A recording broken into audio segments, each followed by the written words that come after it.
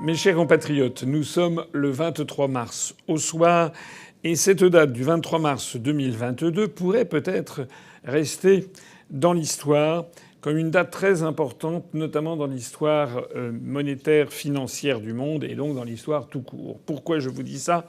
Parce que l'on a appris aujourd'hui, c'est une information tout à fait importante, même si elle mérite des explications.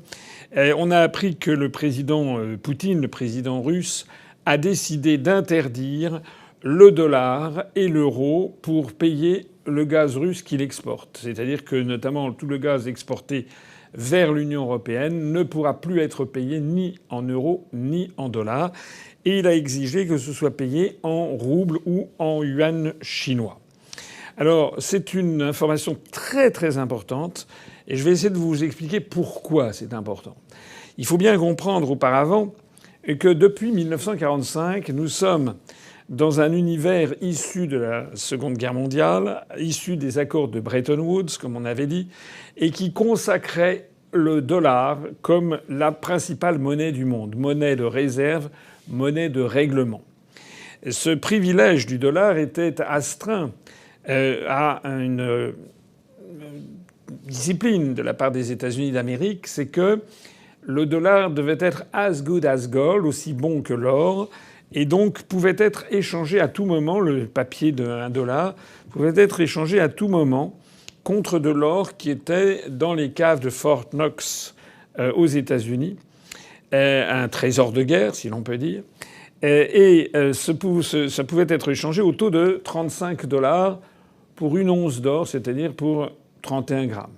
Ça veut donc dire que $1 valait un petit peu moins qu'un gramme d'or.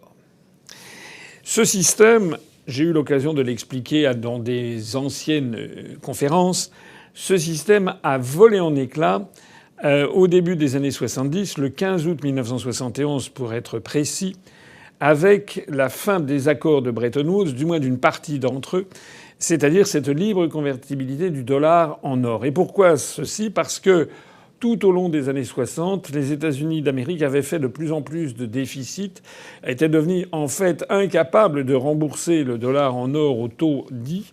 Alors évidemment, les gens ne le demandaient pas, mais enfin on vivait sur une fiction. En fait, les États-Unis avaient créé déjà beaucoup plus de dollars qu'il n'y avait d'or dans les caisses, et donc c'était une monnaie qui était assise sur en fait une simple croyance. Mais évidemment, les croyances risque à tout moment d'être remise en question. C'est pour ça que le 15 août 1971, le président Richard Nixon a suspendu, en fait supprimé définitivement, la libre convertibilité du dollar en or.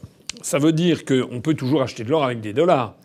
Mais ça veut dire que cette convertibilité à un taux fixe de $35 pour une once n'existait plus. À partir de ce moment-là, d'ailleurs, l'or a été coté sur les marchés internationaux comme une matière première et donc son prix a évolué de façon très importante à la hausse.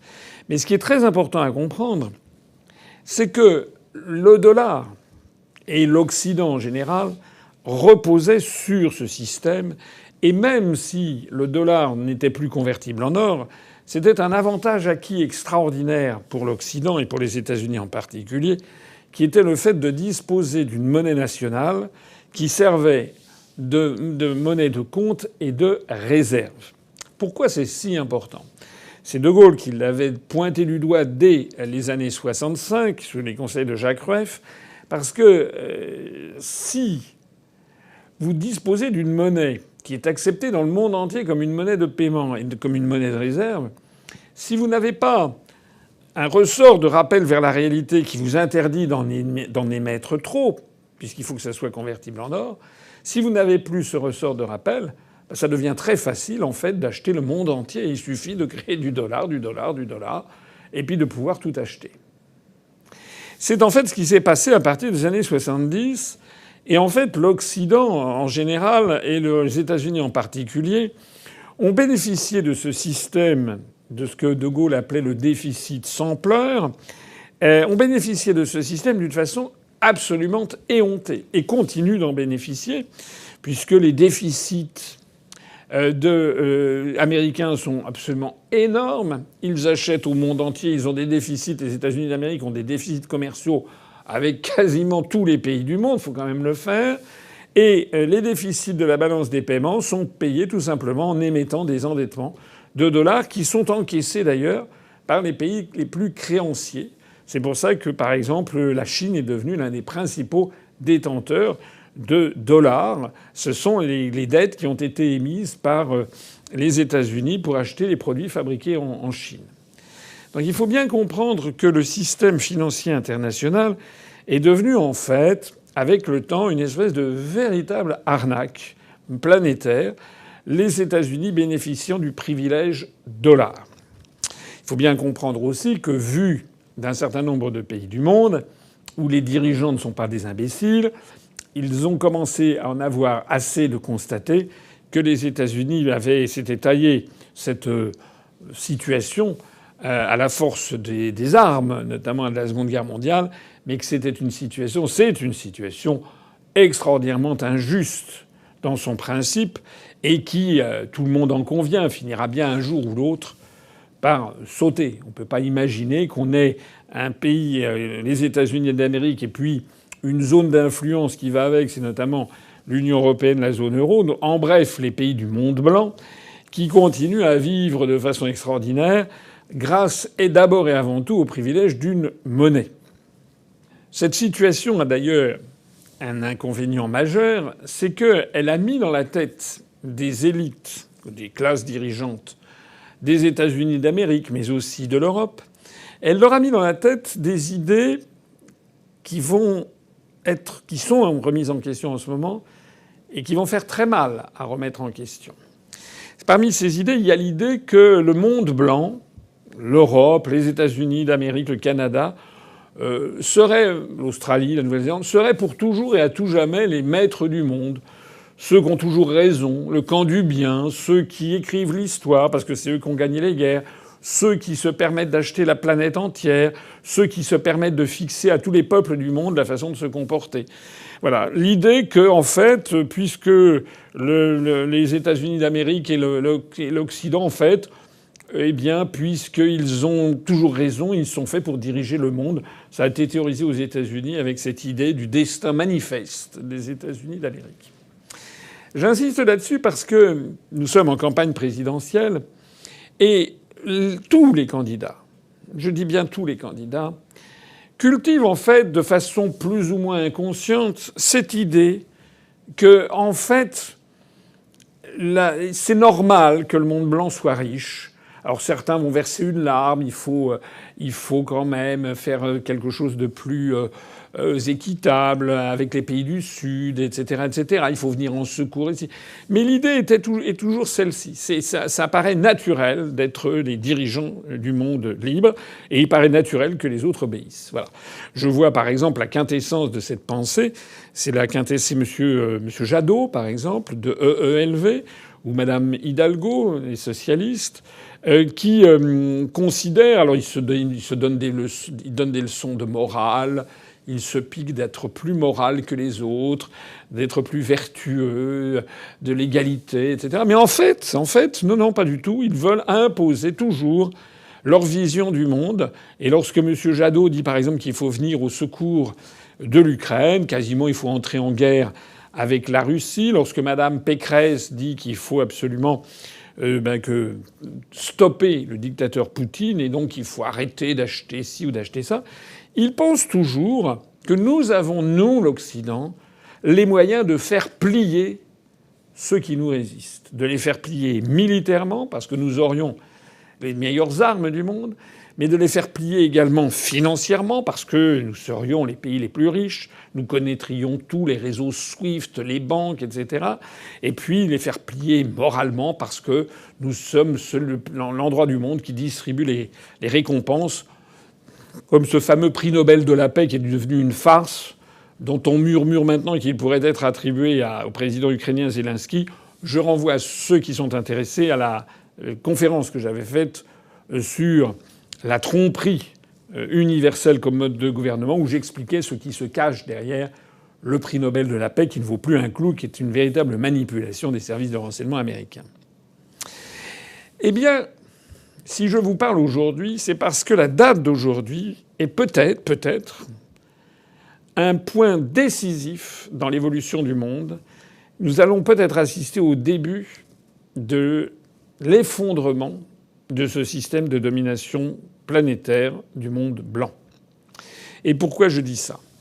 Je dis ça parce que jusqu'alors, tous les pays du monde, même la Russie, même la Chine, etc., tous les pays en voie de développement se pliaient au système existant, donc se pliaient à l'idée, quand on achète du pétrole, il faut le payer en dollars.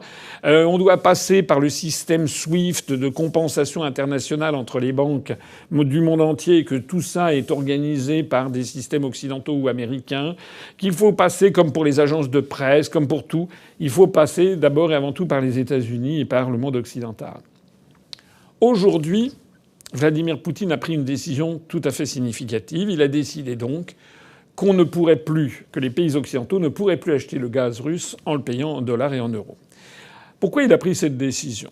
Il a pris cette décision suite au gel qui a été décidé, à la sanction qui a été décidée par l'Union européenne et par les États-Unis. Un gel, c'est pas un gel douche, ni un gel pour les cheveux, non, c'est un gel. En fait, c'est un vol, pour dire les choses plus clairement, un vol provisoire ou un vol à durée indéterminée. Un gel donc de 300 milliards de dollars de réserves russes détenues à l'étranger dans les banques occidentales. Ces sommes, ces 300 milliards de dollars, c'est le travail du peuple russe. C'est les ventes des produits, des matières premières de la nation russe à l'Union européenne et aux États-Unis et au monde occidental. Donc geler les 300 milliards, c'est vraiment un vol provisoire. On ne sait pas quand est-ce que ça sera rendu. Pour prendre un bon exemple, c'est comme si vous déposiez une somme tout à fait importante sur votre compte en banque et puis que la banque décidait du jour au lendemain qu'elle ne vous le rendrait pas parce qu'elle a appris que vous vous êtes fâché avec votre voisin de palier, or que son voisin de palier étant son meilleur ami, eh bien elle a décidé, pour vous punir, de ne pas vous rendre votre argent. Vous seriez certainement, pour le moins, extrêmement mécontent. Alors, qu'est-ce que nous apprend cette histoire? Premièrement, eh bien, ça nous apprend que les dirigeants du monde occidental, en tout particulièrement dans l'Union européenne et aux États-Unis, sont véritablement d'une folle incompétence. Il est extraordinaire de voir les décisions qui ont pu être prises de façon irréfléchie, semble-t-il. Il semble que l'Occident n'a pas eu notion que la Russie allait répliquer et qu'elle avait dans son portefeuille des répliques très puissantes. En fait, l'Occident souffre d'un complexe de supériorité et a toujours tendance à considérer que les autres peuples, que ce soit en Afrique, en Amérique latine, en Asie, ou les Russes, au Moyen-Orient, tout ça, c'est un petit peu, ils sont un peu bêta, etc. C'est nous qui sommes les caïds. Ben non. Non.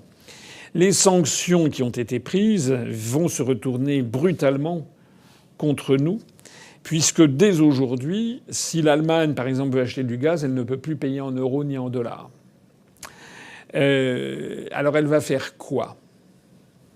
Eh bien, pour acheter du gaz, elle va être obligée de passer sous les fourches caudines de la Russie et donc d'acheter en roubles. Mais les roubles, on les trouve où? Les roubles, on les trouve sur certains marchés financiers. C'est pas des transactions très importantes parce que la Russie est un pays qui vit assez largement en autarcie, comme on dit, c'est-à-dire avec lui-même et sur lui-même. Donc déjà, c'est une mauvaise compréhension de la situation que d'avoir pensé que cette affaire allait étrangler le peuple russe.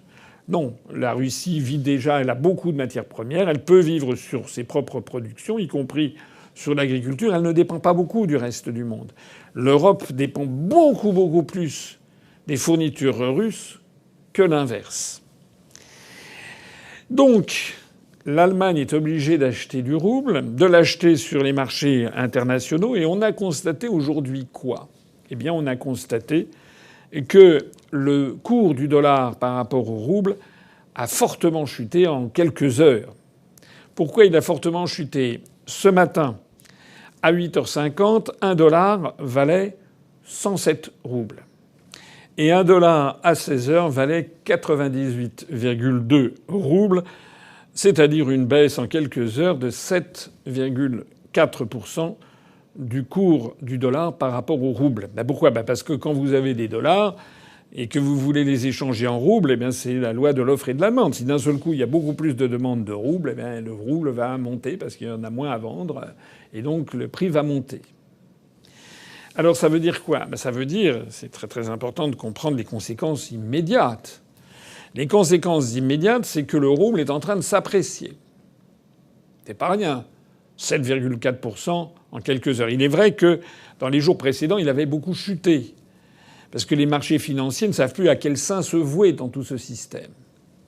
Mais ce qui est certain, c'est que les fournitures en gaz de l'Union européenne vont augmenter considérablement. Puisqu'il faut se procurer du rouble et que le rouble est en forte hausse. Ça, c'est le premier point. Le deuxième point, c'est que aucun financier du monde ne peut en fait critiquer Poutine pour cette décision. C'est ça qui est assez génial. C'est qu'en fait, du point de vue stratégique, il est beaucoup plus malin que ceux qui l'ont attaqué. Pourquoi? Parce qu'il a rendu la situation, il rend des coûts. Aucun financier au monde ne peut reprocher à Vladimir Poutine de ne plus vouloir être payé en euros et en dollars, puisque Poutine dit, et il a raison de le dire, que lorsqu'il est payé en euros et en dollars, et que ces sommes sont placées dans des banques occidentales, eh bien, on se permet à tout instant les pays occidentaux se permettent à tout instant, on vient d'en avoir la preuve, de geler, donc de voler en fait les sommes. C'est-à-dire que l'engagement moral fiduciaire, la monnaie, une monnaie fiduciaire, une monnaie, ça vient de fides en latin, qui veut dire avoir confiance. L'engagement moral de confiance est rompu. Et donc, Poutine a dit devant la planète entière que le dollar et l'euro ne justifiaient plus que l'on ait confiance en eux. Alors c'est évidemment très grave. Pourquoi? Parce que si on s'arrête là, bon, peut-être qu'on pourra réparer les pots cassés, mais ça n'est pas la direction que ça prend. On voit que les États-Unis sont extrêmement inquiets. Ils se multiplient les attaques. Ils se sont attaqués à la Chine, je l'ai dit dans une vidéo antérieure. Donc les États-Unis essaient de serrer les boulons du monde occidental. Le président Biden se rend ce jeudi d'ailleurs en Europe pour présider le sommet de l'OTAN, pour présider le sommet du G7 et, paraît-il, on nous explique, pour participer au sommet de l'Union européenne. C'est quand même incroyable. Je n'imagine pas que, passant du G7 au sommet de l'Union européenne, je n'imagine pas que d'un seul coup, on va le mettre sur un strapontin au bout de table. Non, il va conserver son siège, une position en vue. Alors on dira, pour ne pas choquer trop, on ne dira pas que les États-Unis ont présidé le Conseil de l'Union européenne, mais ça sera tout comme, puisque ça viendra juste après la présidence du G7 et la présidence de l'OTAN qui est exercée par les États-Unis. Donc là, on a un phénomène qui confirme ce que je dis depuis 15 ans, mais qui est tangible, que chacun peut voir. L'Union européenne est complètement vassalisée par les États-Unis. Et pourquoi cela d'ailleurs? Pourquoi est-ce que Biden fait cette tournée des popotes? Parce qu'il a peur que le camp occidental s'effrite. Il insiste sur l'unité, l'unité, l'unité. C'est-à-dire tout le monde doit se réunir derrière moi, bien sûr, c'est-à-dire derrière Washington. Il comprend bien, Biden, ou du moins les services de Washington comprennent bien, que la situation est en train de dégénérer pour l'Occident et qu'il y a un risque que chacun veuille tirer la couverture à lui, dans un cas d'effondrement général. Et c'est ça ce qui est le plus grave, peut-être, et qui va peut-être arriver. Je ne veux pas jouer les prophètes de malheur, ni les Cassandres, mais je rappelle que dans la tragédie antique, Cassandre, qui annonçait les malheurs, avait raison, l'histoire lui donnait raison. Qu'est-ce qui pourrait arriver maintenant? Premièrement, que la Russie décide d'étendre son exigence d'être payée en roubles russes ou en yuan chinois à toutes ses exportations. pas seulement le gaz, mais aussi le pétrole, le blé, la vodka, les produits alimentaires, les matières premières. Il y a énormément de métaux, le titane, etc., que l'on trouve essentiellement en Russie. Ça, c'est le premier point. Le deuxième point, le deuxième clou dans le cercueil, ce serait que la Chine décide de faire la même chose.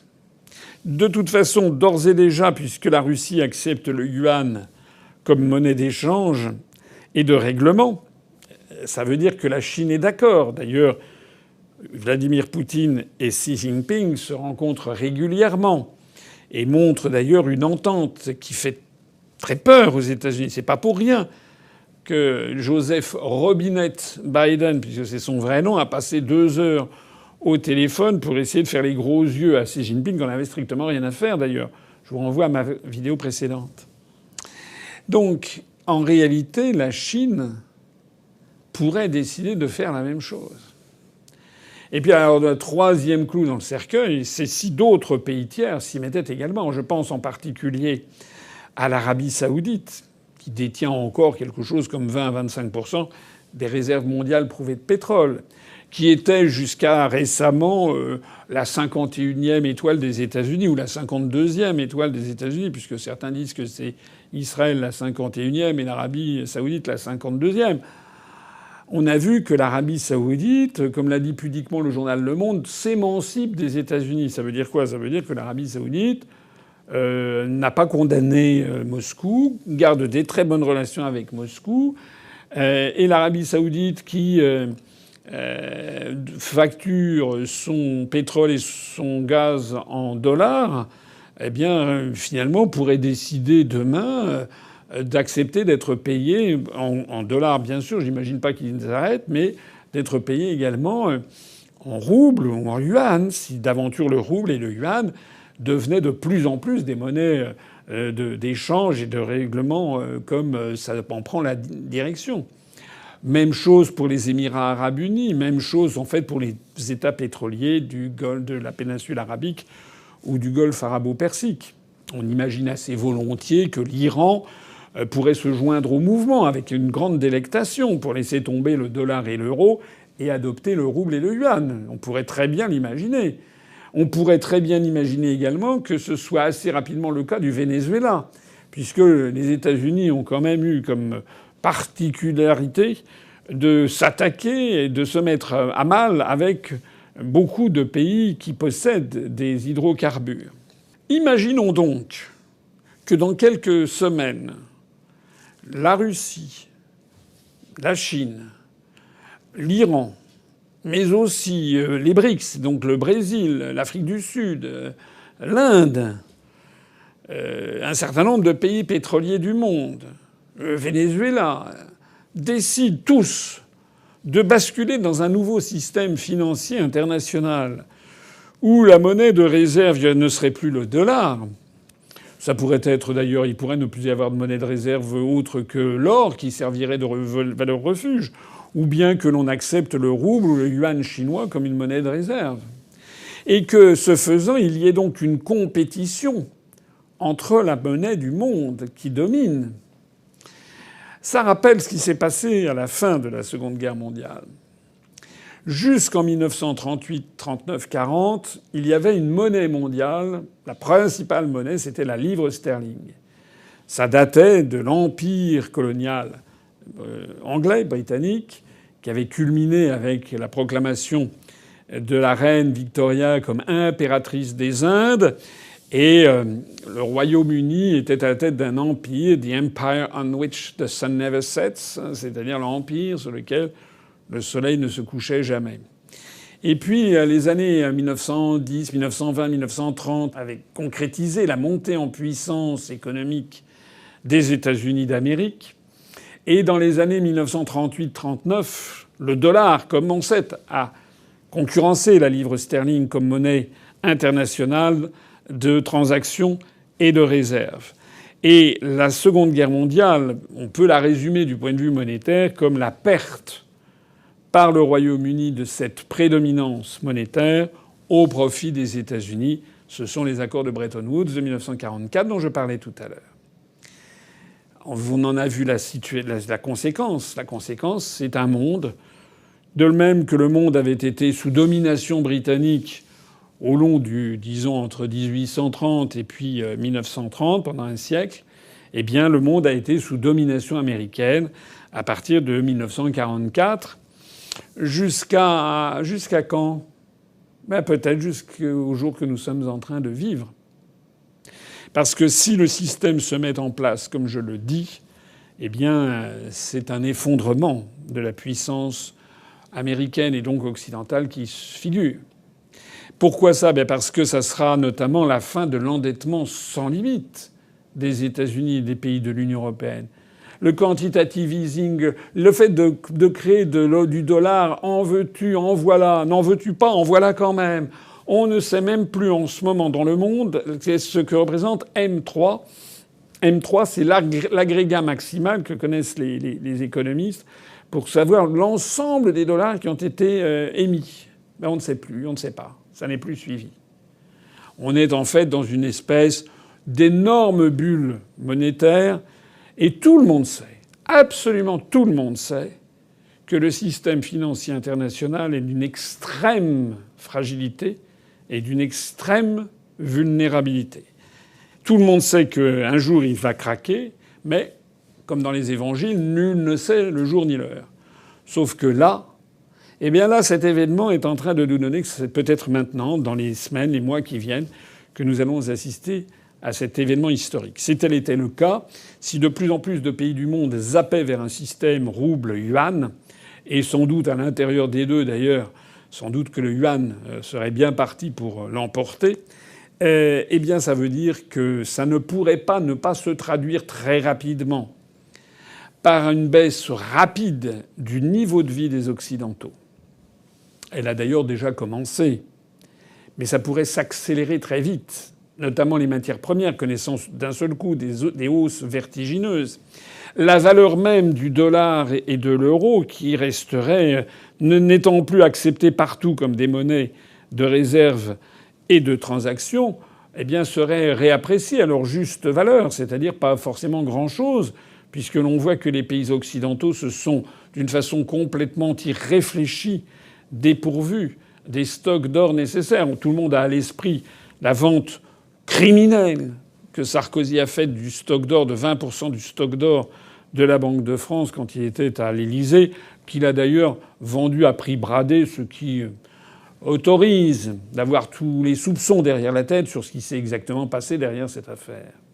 Au même moment d'ailleurs, je signale que les Chinois et les Russes, sous la direction de Vladimir Poutine, n'ont pas arrêté, eux, que d'acheter toujours et encore plus des stocks d'or pour valoriser au bout du compte leur monnaie nationale. Non seulement le niveau de vie des Occidentaux risque de s'effondrer, notamment de la classe moyenne, je ne parle pas des milliardaires qui trouveront toujours certainement à se sortir d'affaires, mais je pense notamment les classes moyennes d'Occident qui ont eu leurs beaux jours dans les années des 30 glorieuses, justement où l'on avait un système financier international dirigé par les États-Unis. Eh bien, il est à craindre que les Occidentaux, et notamment les classes moyennes, ne s'appauvrissent rapidement. On voyait aujourd'hui même Macron qui évoque l'hypothèse de réintroduire quand même des bons alimentaires, parce que nous risquons des pénuries alimentaires. S'il suffit tout simplement, par exemple, que la Russie ne nous livre pas ce que nous souhaitons. Bien entendu aussi, cet effondrement relatif du dollar et de l'euro provoquera immanquablement l'éclatement de l'euro. Puisque je rappelle que la force du dollar, au moins, c'est que c'est la monnaie de réserve et de transaction reconnue comme telle par tous les États du monde depuis des années, et qui est fondée, qui est adossée, comme on dit, à un État puissant, qui est quand même la première puissance militaire ou la première ex-aequo avec la Russie. Disons quand même la première sur un certain nombre de spécialités. Mais en revanche, s'agissant de l'Union européenne, bon, je ne vais pas faire la description d'un cadavre en état de décomposition avancée. Tout le monde sait que malgré les rodomontades de Macron ou du chancelier Scholz, etc., eh bien, il n'y a pas de défense européenne. Tout le monde sait que cet attelage de 27 pays, dont 19 étant dans la monnaie européenne, c'est un attelage qui n'a ni queue ni tête, qui est traversé de conflits, d'intérêts, des oppositions fondamentales sur des intérêts nationaux très importants.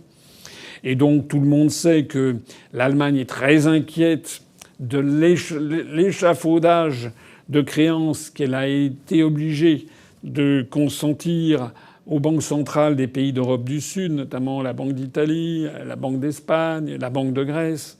Tout le monde sait aussi que les pays du Sud risquent d'être ceux qui vont avoir les plus grosses difficultés.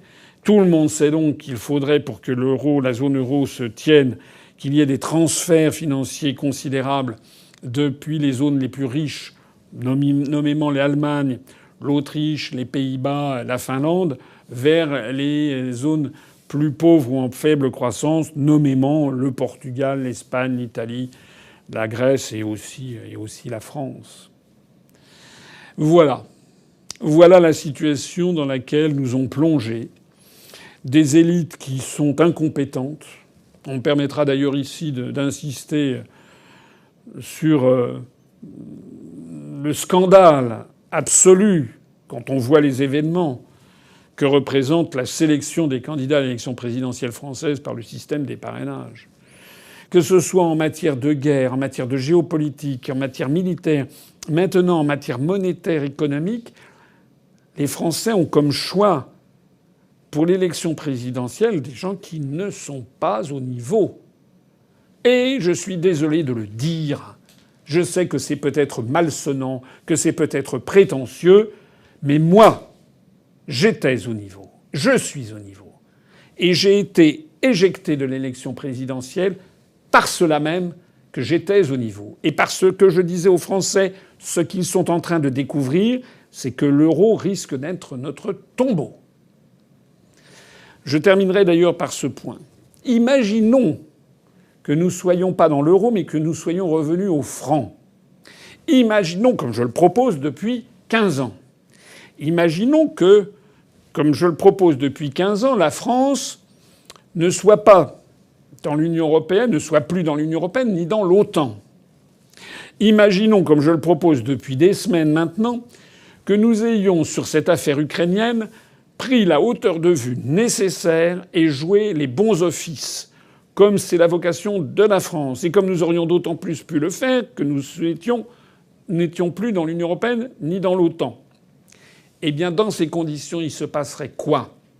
Dans ces conditions, il se passerait que lorsque M. Poutine a décidé de ne plus accepter de règlement en euros et en dollars, il aurait dit qu'il acceptait les paiements en francs.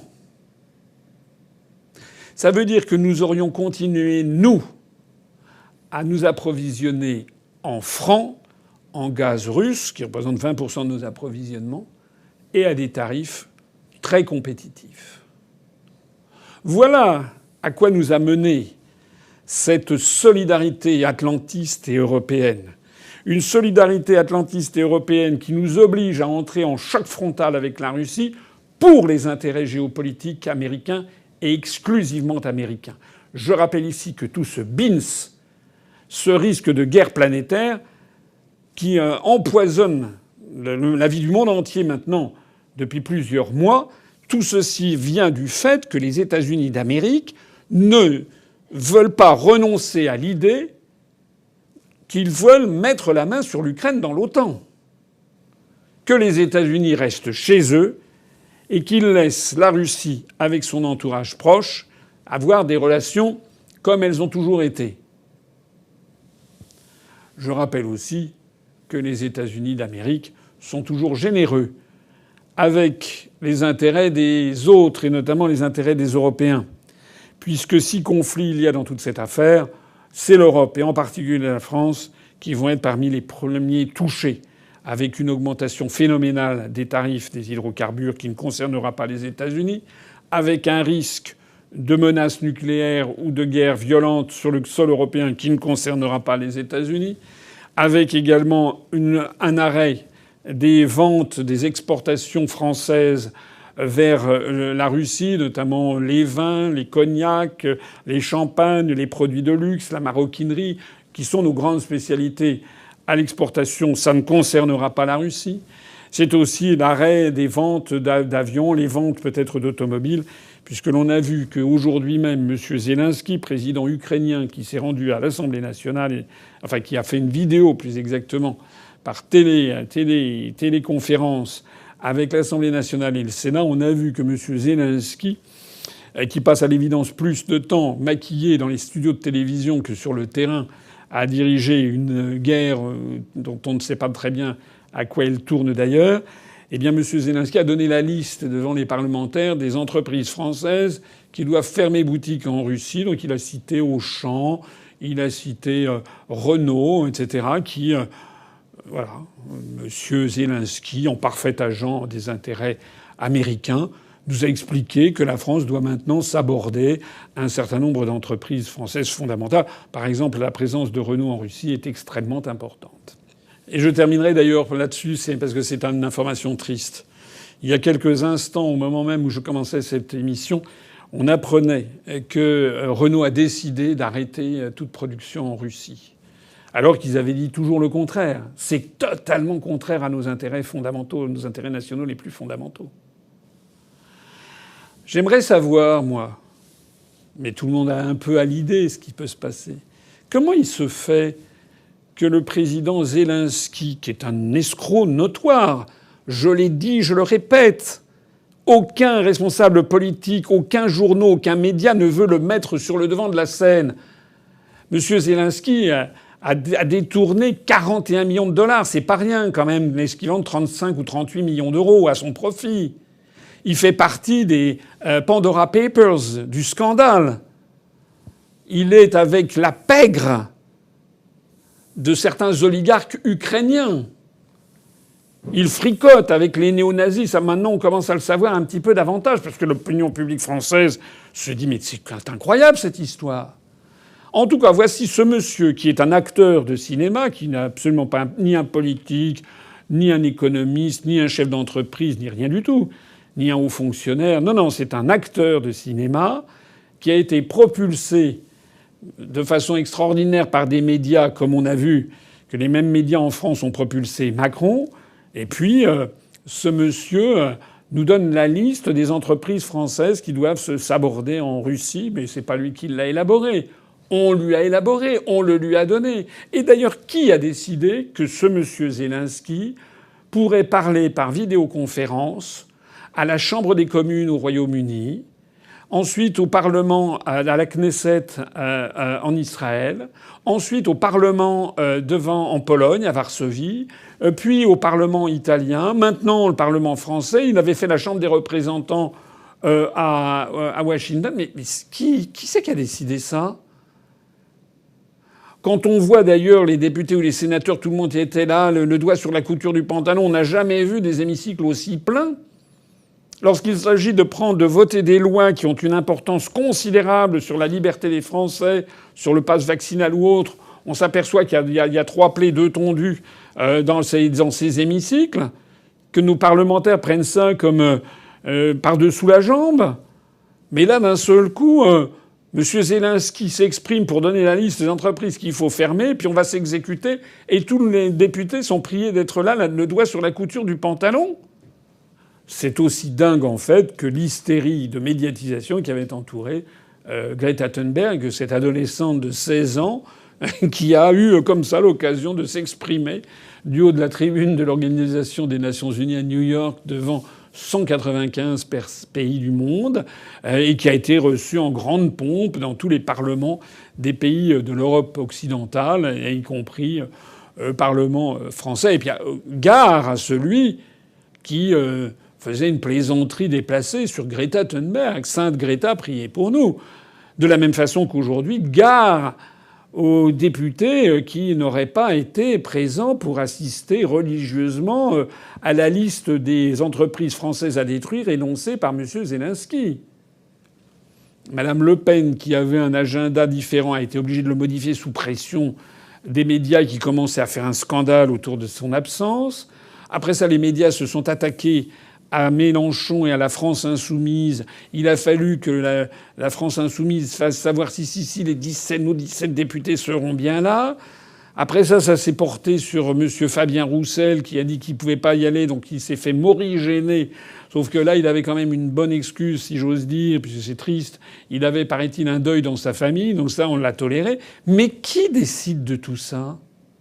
Bon, on assiste, comme vous l'avez bien compris, à la fin de quelque chose d'hyperbolique, à la fin d'un Occident qui est en train de foncer dans le mur à toute allure.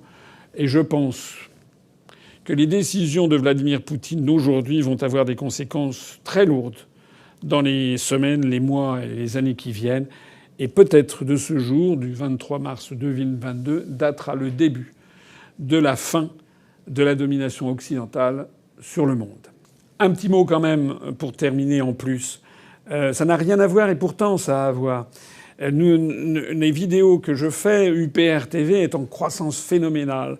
Et encore plus d'ailleurs depuis que les Français qui me connaissaient ont pu constater, scandaliser comment j'ai été évincé de cette élection avec les coups bas venant de partout et notamment du milieu souverainiste pour m'empêcher d'avoir les parrainages.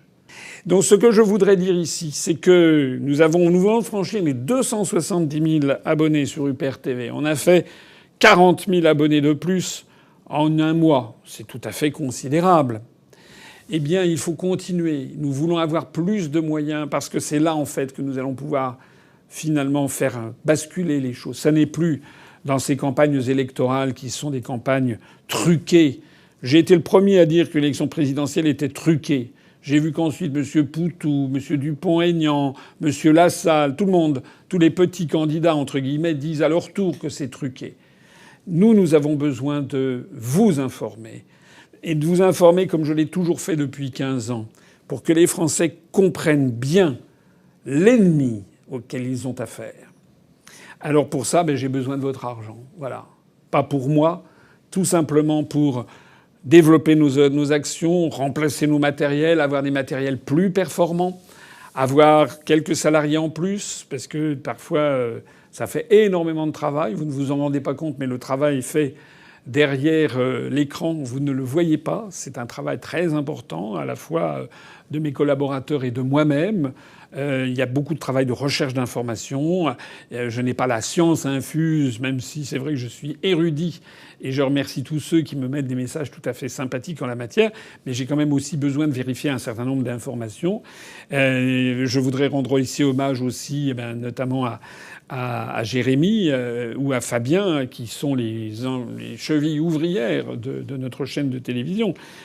Fabien est à la fois le responsable de UPR TV, de la captation des vidéos, de l'enregistrement, du montage, à la satisfaction de tous. Mais voilà, il faut essayer d'avoir plusieurs aides pour démultiplier ça et puis pour que quand même on respecte quand même les horaires de travail décents pour tout le monde. Voilà, donc on a vraiment besoin de votre soutien.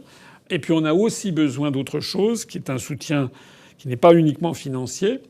C'est aussi un soutien en termes de réseautage, de réseau. Il faut absolument que chacun d'entre vous qui me regardiez, si vous trouvez que ce que je dis est intéressant, il faut absolument que tous les jours, ou du moins à chaque fois que vous regardez une de mes vidéos, vous vous disiez à qui je vais pouvoir l'envoyer. Envoyez-la tout autour de vous. Envoyez-la à des collègues de travail, à des amis, à des vagues connaissances même, à des voisins, à des commerçants que vous connaissez. Envoyez-leur. Envoyez-leur en disant c'est trop important. Il faut absolument que vous vous informiez. Voilà. Ça, c'est ce double système de l'argent pour qu'on puisse continuer à vivre et à se développer. Et puis, par ailleurs, un réseau d'entraide pour faire connaître notre chaîne de télévision et nos informations dont beaucoup d'entre vous nous félicitent en disant que sur la sphère politique, eh bien, elles sont quasiment sans équivalent. Je vous remercie, nous vous remercions pour tout le soutien que vous nous apportez. Et puis alors un ultime dernier mot. Le 2 avril, à Villejuif, donc dans la banlieue parisienne, c'est très pratique d'accès, c'est juste à la sortie de la station Villejuif-Léo-Lagrange de la ligne 7 du métro. Eh bien, à partir de 18h, nous organisons une fête pour les 15 ans de l'UPR. Ça n'a pas la taille que nous aurions voulu au début, puisque nous espérions, j'espérais être candidat à la présidentielle. Et là, nous aurions certainement fait un meeting de très grande ampleur. Vous savez que j'ai été interdit de cette élection, mais nous attendons quand même quelques centaines d'adhérents, de sympathisants. Donc venez. Si vous êtes adhérent à jour de cotisation, c'est gratuit pour vous. Si vous êtes non adhérent, vous pouvez entrer moyennant 10 euros. Vous pouvez aussi adhérer, comme vous serez ipso facto à jour de cotisation, entrer gratuitement. Il y aura des animations, je vous renvoie à tout ce qui a été écrit sur le sujet. Vous pourrez vous y restaurer. Il y aura un petit peu de musique. Et puis il y aura des interventions à la tribune de quelques intervenants, et notamment, et bien sûr, moi-même, je prendrai la parole aux alentours de 20h pour faire un peu la description de la façon dont je vois l'élection présidentielle, et notamment le premier tour qui sera à 10 jours plus tard. Voilà. Et puis évidemment, ça sera l'occasion pour tout le monde de faire connaissance, de faire connaissance avec moi. Voilà, je serai là pour vous parler, pour serrer les mains, faire des selfies, puis pas seulement moi. Il faut aussi que l'UPR se développe comme une famille, et une famille d'entraide et de résistance. Je vous dis donc, si vous en êtes d'accord et si vous êtes disponible, je vous dis donc au 2 avril 2022 à Villejuif, à partir de 18h, vous trouverez les coordonnées précises sur notre site. Vive la République et vive la France.